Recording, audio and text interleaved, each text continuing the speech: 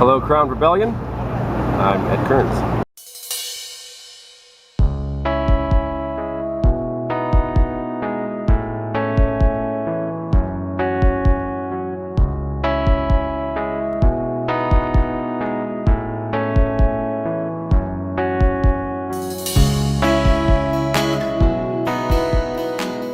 Can you tell us, how did you get into writing? My mom's an English teacher, actually, or was a teacher rather, second grade teacher. And she just always edited everything that I wrote, my papers and stories and things as a kid. And actually in 4th grade, I won a district award for creative writing. I wrote a short story about time travel. And I think I visited myself in the future in the story. I've always been intrigued by time travel. So that's definitely where it started. And then I just kind of always wrote things after that, poems, I guess, or other little short stories. And then, yeah, that'd be the beginning. Yeah, the next step was I decided that people don't really read anymore, they go to the movies. So I went to film school out of high school and made a few short films and then overwhelmed myself with like 37 hours for a film that was supposed to be about 15 minutes long. So I kind of retreated from filmmaking. I realized I didn't have many of my own stories to tell. I was turning friend stories into short films. And started, actually, I brought a vision late. Oh, way. I started, when I was probably around the same time I started film school, I kept up with the writing, but it was like highly personal stuff. Or like journals, or I call them scrolls at the time. And basically they'd be like, they started as like a basic notebook, and then I started crafting covers and all kinds of stuff, and putting found objects in there. That's great. Leaves and all kinds of stuff, just to kind of, it's the same reason why people get tattoos is why I write stuff down, I guess. Someday I'm going to want to remember all of it. So like I was still using words at that time. Then I got married, went on a trip to Europe, moved to New York, got here, spent a year writing my last rites, I called it, W-R-I-T-E-S. I call it, it's the assassination of self executed with a pen, I called it. It's kind of like a type form of these kind of things, but kind of tracking our moves, the emotional upheaval of the move and things, and my life. And I wrote that for about a year, and then I wrote some short stories, and I've started a novel and short stories since. What do you usually write about?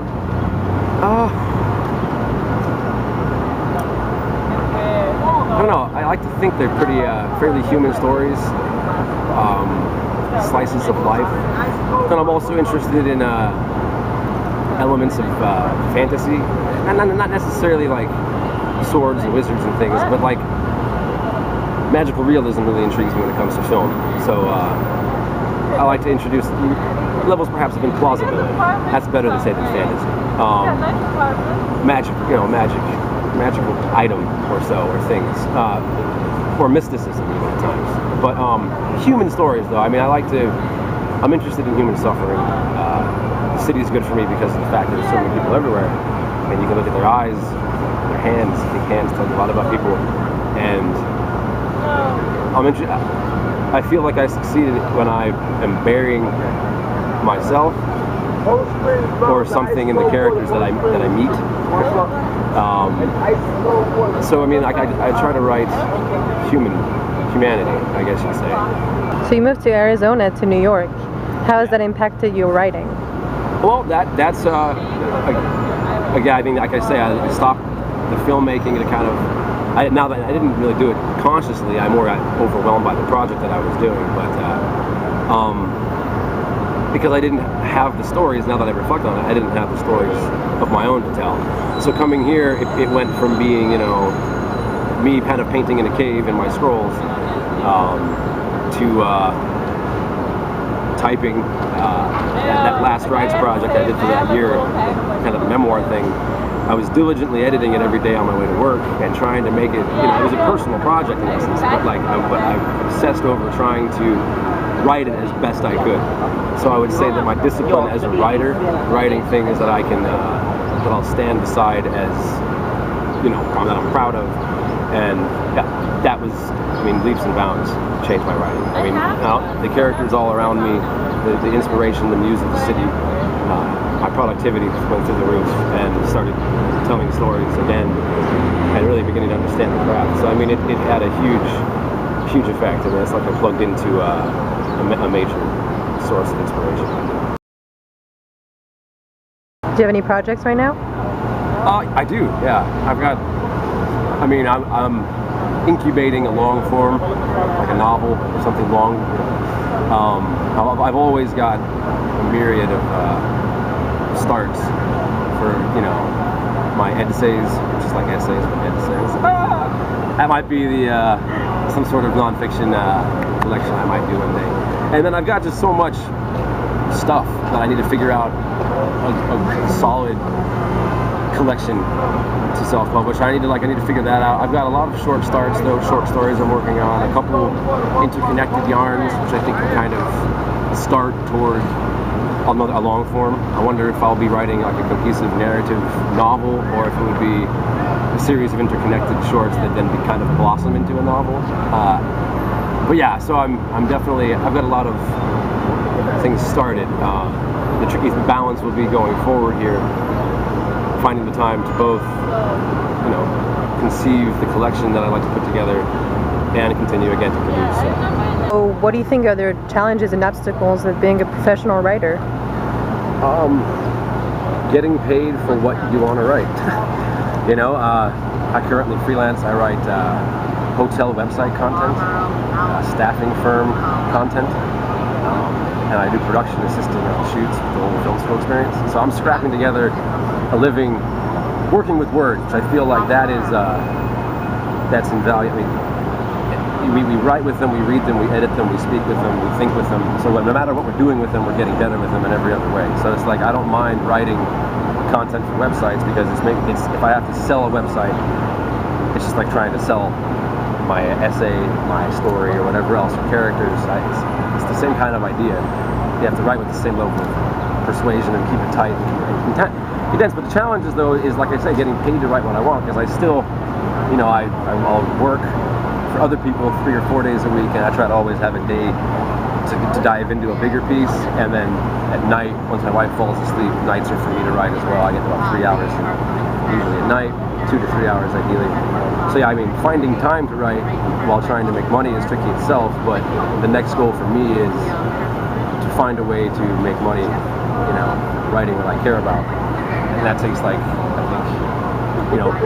having several publications in more and more noteworthy journals and magazines, shopping for an agent. That's the old school route. I'm kind of thinking I may try a little bit of that, but I'm interested in self-publishing at this point, and that's another big challenge, because everybody's a writer and an artist these days.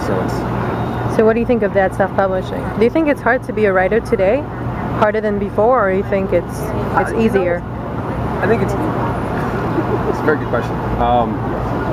Because you look at the greats like Hemingway, Scott Fitzgerald, Clarence Thompson, Henry Miller. It's like they were writing and they found a market. So it's harder today because so many people are doing it. I think to stand out or to force your way to the front, or however you want to put it, is it's more challenging, because everybody's attempting the same thing. Like I say, everybody used to be a critic, now everybody's a writer. So that's the challenging thing, I think. The self-publication route, and again, everybody's doing it, but it seems like if you have a good amount of self-promotion and quality work, remember in film school I learned it was motivation, perseverance, and talent in that order that will allow you to succeed in the arts. And so I would like to think that it's still just as easy for anybody with those three things at the app level as it was.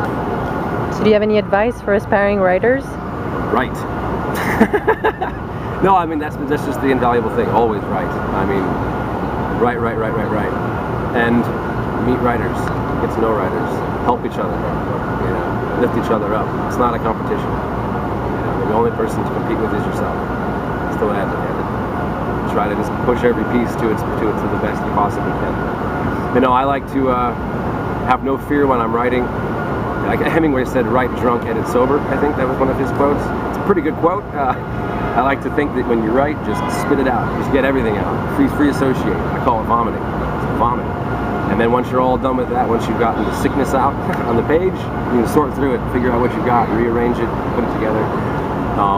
Neil Young had a great quote where he basically makes the case you have to be a slave to the if you have a passion, a zest in you, fire in you, you have to be a slave to it. And because you're going to hear lines, thoughts, ideas, words, stories, and if you don't get them down right away, you're going to lose them. You know, I kept my scrolls for a while. I used to keep tablets. I usually do. I don't have it with me right now, but to have a paper and pen on you at all times so you can put it down, great idea. My dad actually just had the idea to put a voice recorder by the bed, because I end up having these great ideas when I'm like coming to in the morning and going back to sleep and waking up back to sleep, and when I'm falling asleep, and I'm like, oh, I'll write that down in the morning, and it's gone. You're not going to get it again.